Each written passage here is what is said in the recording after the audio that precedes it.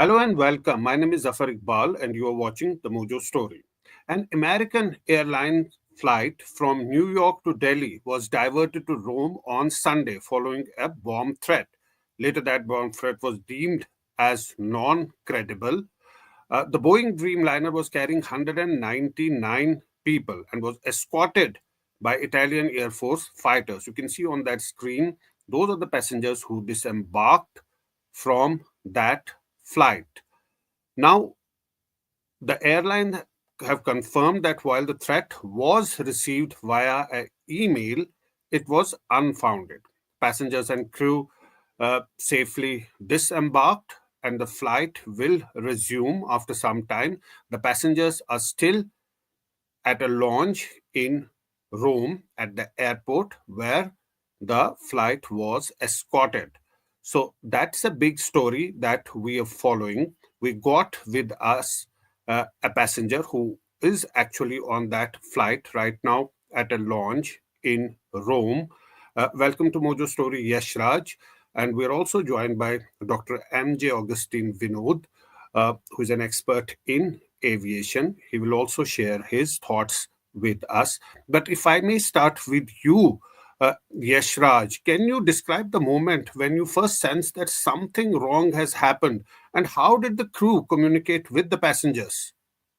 Uh, yeah, the flight was pretty normal. It was just a normal long haul flight, and like we were like 3 hours to go for Delhi, and then there was this PA announcement that there's some security situation, and the aircraft and Indian airspace control is not letting aircraft to enter or something like that, something in that sense.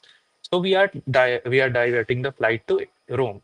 So the first sense was like something might have happened in India, like at Delhi airport. That's the first thought I had, that maybe there's something going on in Delhi airport, and that's why Indian airspace is closed. Kind of the messaging was like that, and there was no panic in the they were very calm, and even the all the crew members were very helpful, like answering our questions. They were like, oh, it's nothing, we also don't know a lot about it. And pilot was also like just said that security situation. So we were just pretty chilled out. The one thing though was that Wi-Fi stopped working, so we were not able to see anything on internet for like an hour, and so everyone was calm on the airport. No one was uh, uh, like thinking anything else. And yeah, after 1 hour or something, the Wi-Fi started, and I just as soon as it started working, I just opened the internet to see what's going on, and I opened X and I saw that there's this threat thing happening around, and so I just kept it on my end. I didn't share it with anybody. And a couple of more passengers actually saw it on the internet, whoever had access to internet at that point of time, but all of them kept it to themselves. And so after before just like coming reaching Rome, but 30 minutes or something, the pilot again informed us that, hey, there will be Eurofighter jets because of the security situation. At that point of time, like it- things got real, and we were like, okay, there's something wrong. Like, because a lot of people who didn't have access to internet or something were not using internet. They actually was thinking just like me, what I first thought when I heard that something might happen, some security incident. Then people like start to think that, oh no, something is wrong with here. But still people were calm because pilot was like, there's nothing, it's just the usual protocol. And they never actually mentioned that there is a threat on the aircraft. They only just said like it's normal security, because of the security situation. The Eurofighter is escorting us, and everyone remained calm on board. Like obviously, people got excited or uh, scared. I'm not sure. Because everyone wants to see the aircraft, but everyone is seating. There was no, I didn't see any tension on anyone's face, honestly. So but and then we landed, and that's the whole situation. Like we stayed on the aircraft for like 15 minutes, then they deboarded us. We went to the security thing and just got out. That's it. So the atmosphere inside the cabin was pretty normal, as you are describing. There were no visible signs of panic or distress. That's perhaps the way the message was communicated to you and to the fellow passengers. We're glad that you are safe and all the passengers on board that flight are safe. Yeah, I mean, yeah, they were so good at, like, they were very good at communicating that. And like cabin crew actually did an amazing job on, like, you cannot see it on their face at even 1 minute that there is something going on for this aircraft. Like, because I think everyone was just thinking about something going on outside, like maybe something happened in India or something like that. But yeah, I mean, I knew. I panicked a bit for sure. I texted my sister and my friends to keep a watch on news channels, so they kept informing me about, like, obviously there's like like internet was going, like, it was a very weak signal, so they kept messaging me that, oh, this is the situation, and like, uh, this is what they're saying it on news, or this is what they're saying on X. So yeah. It's important that everybody kept their calm. You kept your calm. You didn't share it with your fellow passengers, and the way that the information was communicated to you. Augustine, if I may come to you, how do airlines or aviation authorities assess and respond to a bomb threat mid flight? It was going over an ocean when they received that bomb threat.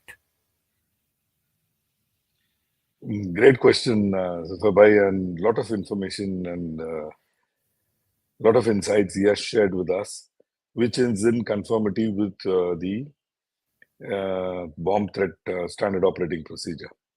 Now, for the sake of understanding and for the sake of our viewers, I'll piece it down a bit, and you know the future passengers, if in future whenever they look at this show, they'll probably understand. So, if you noticed the video that you showed, where Yeah, Yash and passengers, they got down from the ladder and they walked to the bus. So this aeroplane was not taken to an area where other aeroplanes are nearby. So this is called an isolation area. So right, you isolate this particular aircraft with threat, right. so that even if it explodes, given the certain amount of fuel, it is not going to hurt other aeroplanes or other equipment nearby. So that brings us to that question of why go to Leonardo da Vinci Airport. Not all airports have the facility of isolation area. Many small airports do not have isolation area, or do not have an earmarked isolation area. So they may have to make do. If at all such threat happens and someone diverts, then the time required for them to gear up to accept an aeroplane with bomb threat is slightly on the higher side. That's point number one. Point number two is, as far as fighters escorting them, is Yes, I something wanted to I ask have. you that. uh, I wanted to ask you specifically that question. That fighter jets escorting an aircraft which has been diverted from its set destination to another destination. Isn't it unusual? it is, and secondly, see, we surrounded by two inimical nations. We have had our share of bomb threats in the recent times. In fact, you and I have discussed in one of the earlier shows about this bomb threat.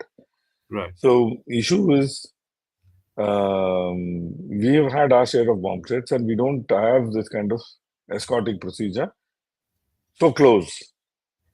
Um, Post 9/11, the standard operating procedures world over has changed. ICAO has issued a new procedure in which, if the aeroplane becomes a flying missile by itself, like the one which went into Twin Towers, or one right, went into Pentagon.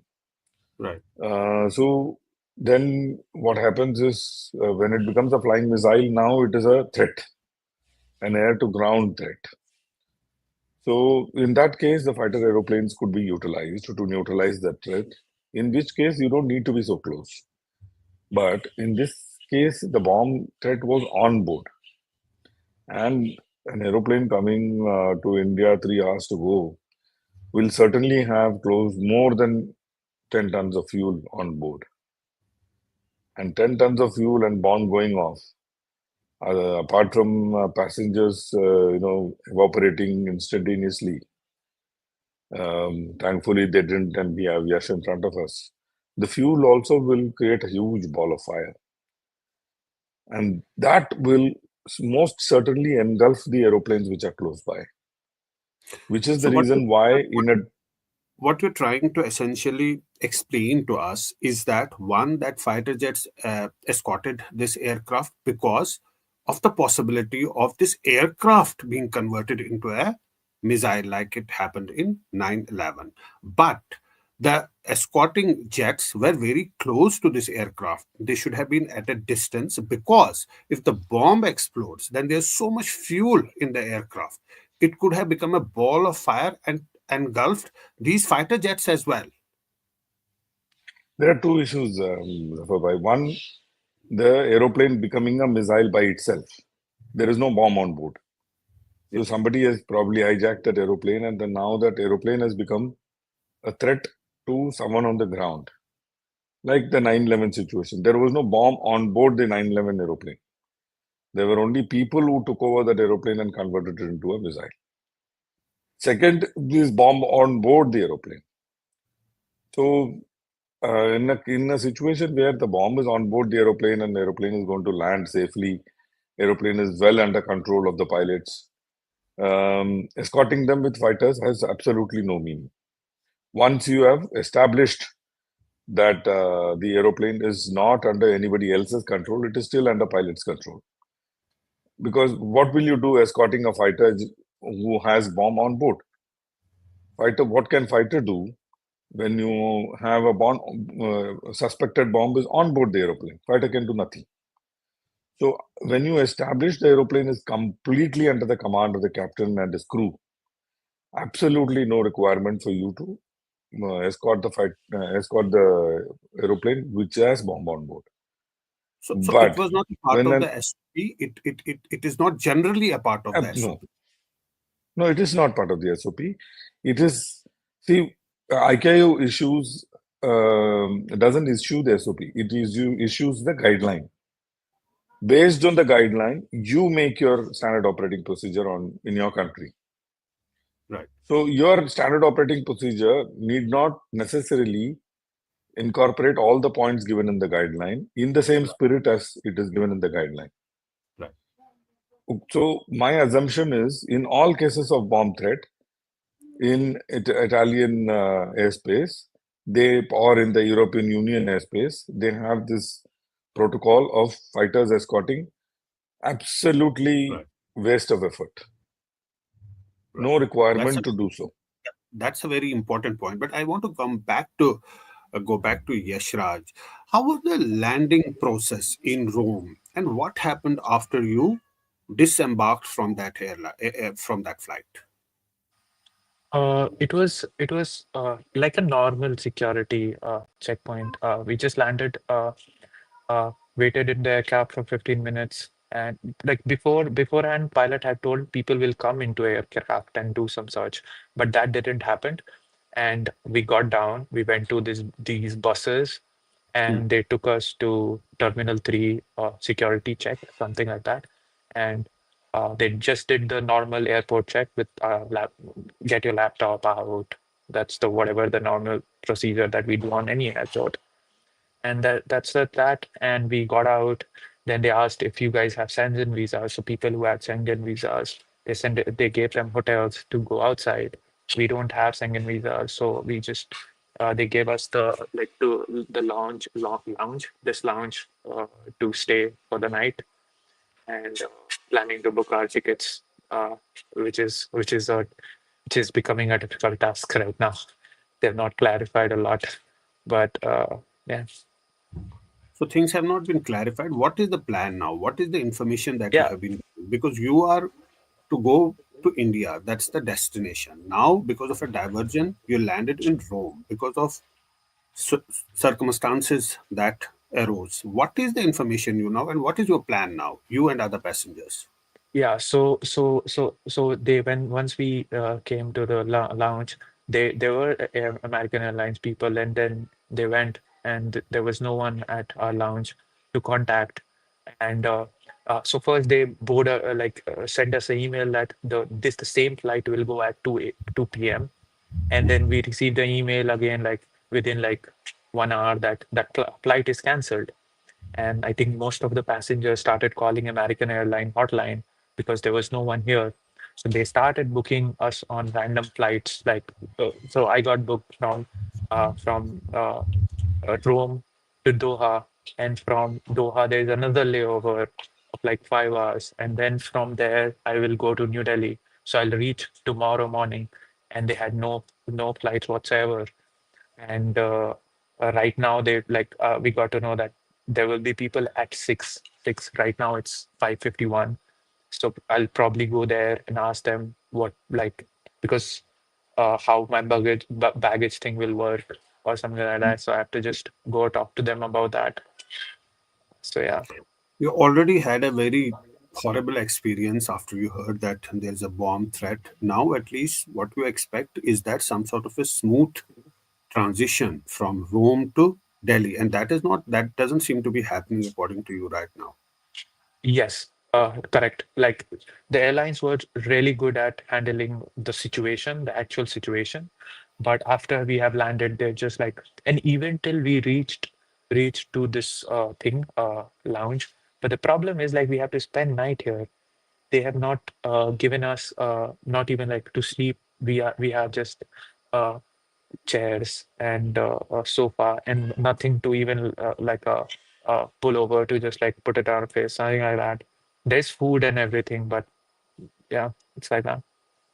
Isn't it strange, Augustine? Be telling Yash and other passengers, there's a beautiful saying in Hindi, Sar Salamat to Pagdi Azad.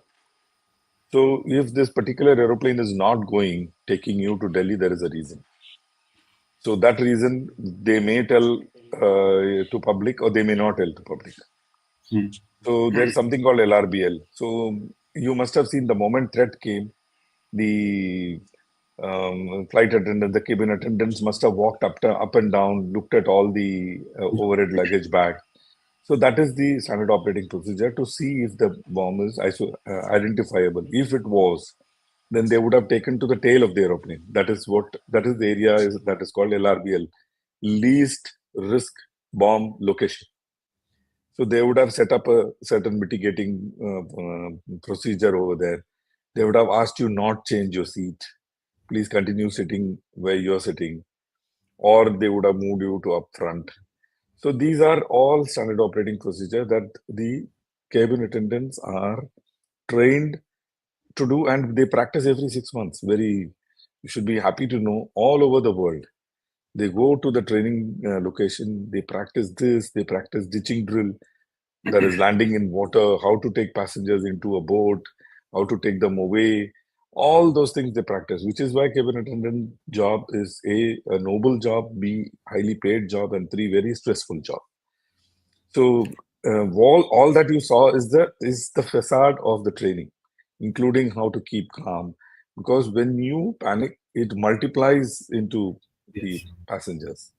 So when you show panic on your face, duguna teen guna ho jata hai. So all the cabin crew are very well trained, and it's not easy to be a cabin crew. 10 people get selected, only five pass out. So and the failure rate is very high. The retraining is very high. Every 6 months you have to go through the same training process. That is point number one. Point number two is that you talked about the aeroplanes not going, which is of a little concern to me because the best way to find out if there has been an explosive, there has been an explosive or there is an explosive, is through dogs. There is no other foolproof method. Dogs are extremely good at it.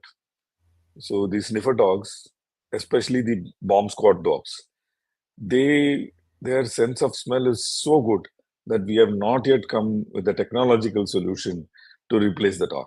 So the dogs would have had some suspicion for which reason the aeroplane is not released. Is my suspicion. Otherwise, you would have Yash come back in the same That's an aeroplane. extremely important point. We're Yeah. talking about protocols which are in place for verifying those threats which are received by email. It's not the first time, it's happening quite frequently now. But how does such threats impact the rescheduling of the flights or the flight safety, as you put it, that there must still be some process that must be happening? Perhaps the dogs that are there checking that flight, and that is why it's been now cancelled, right? No, point is, Zafar bhai, if the dog has shown some sign of suspicion, then what happens is then you do go through something called a strip down procedure. That is a 7-day procedure. So this Right. aeroplane will be stripped.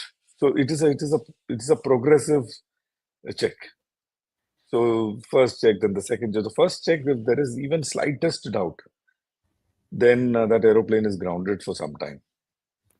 So that is something. Is my suspicion that it must have happened with this aeroplane. Otherwise, I should have come back by now. So, which is Right. why they are rebooking all the passengers in different flights.